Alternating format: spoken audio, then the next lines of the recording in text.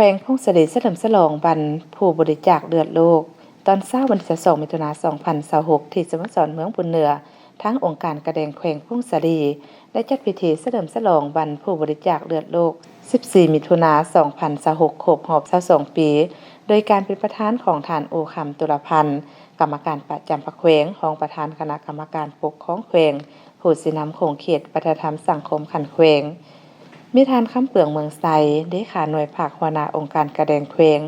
มีบรรดาหัวหน้าของหัวหน้าแผนกการมีพระเถระนุเถระสภาประชาชนแขวงส่งกำลังป้องกันศาสตร์ป้องกันความสงบหงหมอองค์การจัดตั้งมหาชนพร้อมด้วยคณะกรรมการส่งเสริมการบริจาคเลือดส่งเลือดขันแขวงขันเมืองมีผู้ต่างหน้าหัวหน่วยธุรกิจตลอดหอดผู้บริจาคเลือดเข้าร่วม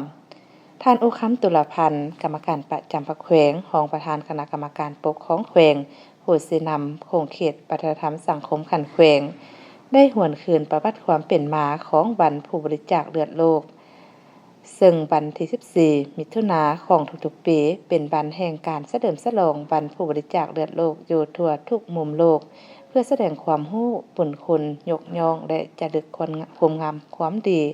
ต่อผู้บริจาคเลือดทุกท่านที่ได้มอบของขวัญอันมีค่าที่สุดต่อชีวิตคือการบริจาคเลือดโดยความสมัครใจโดยบ่เรียกร้องสิ่งตอบแทนเพื่อช่วยเหลือคนเจ็บพร้อมทั้งเป็นการสร้างจิตสำนึกให้ทั่วสังคมได้เห็นถึงความจำเป็นของการบริจาคเลือดอย่างเป็นประจำในเดือนพฤษภาคมปี 2005 กองประชุมใหญ่ขององค์การอนามัยโลกครั้งที่ 58 ได้มีการลงนามข้อตกลงในการสนับสนุนการบริจาคเลือดโดยความสมัครใจและได้กำหนดเอาวันที่14มิถุนายนของทุกๆปีเป็นวันผู้บริจาคเลือดโลกวันที่14มิถุนายนนี้ยังเป็นวันคล้ายวันเกิดของท่านเคียนแดนสแตนเนอร์นักชีววิทยาชาวออสดิสผู้ที่ได้ค้นพบหมวดเลือดระบบ ABO เป็นคนทำอิฐซึ่งถือว่าเป็นการไขศักราชใหม่ของการส่งเลือดที่มีความปลอดภัยให้แก่คนเจ็บอยู่ในโลกนี้ในการประชุมครั้งนี้บรรดาประเทศสมาชิกขององค์การอนามัยโลกยังได้มีข้อตกลงร่วมกันที่จะสนับสนุนช่วยเหลือและร่วมมือกันระหว่างประเทศเพื่อให้มีการกำกับดูแลบริหารจัดการบริการเลือดให้มีความยืนยงและเหมาะสมโดยภาครัฐจะต้องสนับสนุนและให้ความช่วยเหลือด้านนโยบายพร้อมทั้งงบประมาณที่เพียงพอเพื่อรับประกันให้การสนองเลือดมีความเพียงพอมีคุณภาพที่มีความปลอดภัยสูงและเพิ่มทวีการปลุกระดมคนควายบริจาคเลือดแบบสมัครใจบ่เรียกร้องสิ่งตอบแทนให้มีประสิทธิภาพสามารถตอบสนองความต้องการเลือดของคนเจ็บภายในประเทศของตนได้อย่างทันการดังนั้นในแต่ละปีองค์การอนามัยโลกสหพันธ์กาแดง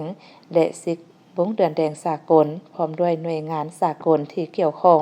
ได้กำหนดคำขวัญที่มีเนื้อในปลุกระดมแตกต่างกันไปสำหรับคำขวัญบรรผู้บริจาคเลือดโลกประจำปี2026นี่แม่น 1. หยอดเลือดเพื่อมนุษย์ศรัทธาให้เลือดให้ชีวิตในปี2025มาการรับบริจาคเลือดอยู่ภายในแขวงทั้งในศูนย์และนอกศูนย์สามารถเก็บรักษาเลือดได้ทั้งหมด338ถุงในนี้เป็นเพศหญิง95คนถ้าแยกตามประเภทแม่นได้จากผู้บริจาคแบบสมัครใจ105คนหญิง45คนและแบบทดแทนพี่น้อง233คนหญิง50คนถ้าเทียบใส่แผนขาดคะเนประจำปี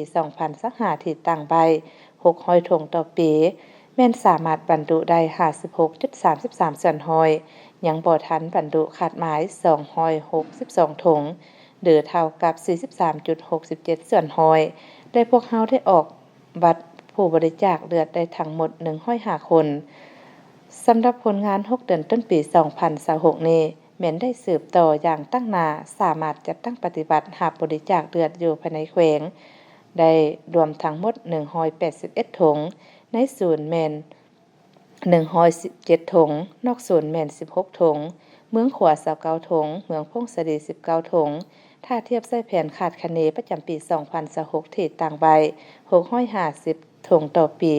แม่นสามารถบรรจุได้แล้ว 27.85 ส่วนห้อยยังบ่ทันบรรจุขาดหมาย469ถุงหรือเท่ากับ 72.15 ส่วนห้อยถือว่าตัวเลขยังสูงหลายปี2026แผนการขาดหมายสู้สนในการปลุกระดมรับบริจาคเลือดในทั่วประเทศซึ่งแต่ละแขวงนำไปจัดตั้งปฏิบัติในปีต่อๆไปก็จะมีการเพิ่มขึ้นในแต่ละปีฮอดปี2030ต้องให้บรรจุ 120,000 ถุงและการบริจาคเลือดแบบสมัครใจพร้อมนั้นผู้ที่บริจาคเลือดเป็นปกติและผู้บริจาคเลือดหลายครั้งขึ้นแสดงความรู้สึกของตนต่อพิธีพร้อมทั้งแนะนำความสำคัญของบริจาคเลือดทางด้านเทคนิควิชาการสร้างกิจกรรมคำถามคำตอบจากนั้นผู้เข้าร่วมกิจกรรมการร่วมบริจาคเลือดแบบสมัครใจจำนวน7ทานหญิง3ทานเลือด7ถุงพร้อมทางมอบใบย่อๆของที่ระลึกให้บริจาคเลือดหลายครั้งและบริจาคเลือดใหม่เติมอีก